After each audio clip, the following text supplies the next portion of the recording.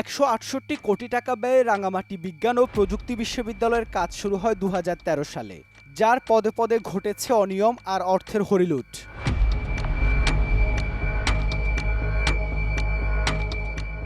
প্রথমে দেখা যাক কর্মচারীদের খরচের হিসাব।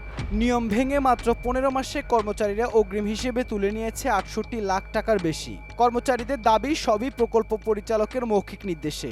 আপনি প্রকল্প পরিচালক, আপনি যদি আমাকে বলেন যে নেন, এখন নিতে হবে, তো আপনি নেবেন না? আমি তো চাকরি করি। অফিসের প্রতিটি কক্ষে আছে ফটোকপি আর প্রিন্টার মেশিন। তারপরও শুধু ফটোকপি প্রিন্টিং বাবদ খরচ দেখানো হয় 5.5 লাখ টাকা। বাইরে থেকে কোনো ফটোকপি না না না না কাগজে কেনা হয়েছে আসবাবপত্র, বাস্তবে পাওয়া যায়নি অনেক কিছুর অস্তিত্ব। যেগুলো মিলেছে সেগুলোর দাম বাজার দরের প্রায় দ্বিগুণ। প্রকল্পের যে সমস্ত কেনাকাটা করে তারা ওইখানেই তারা নিজেরা কিনে নিজেরা সবকিছু করে ব্যবহার করে। রেজিস্ট্রার স্যারের যে টেবিলটা, এই টেবিলটা হচ্ছে আপনার প্রকল্পের আওতায় কেনা, যে 4টা টেবিলের একটা।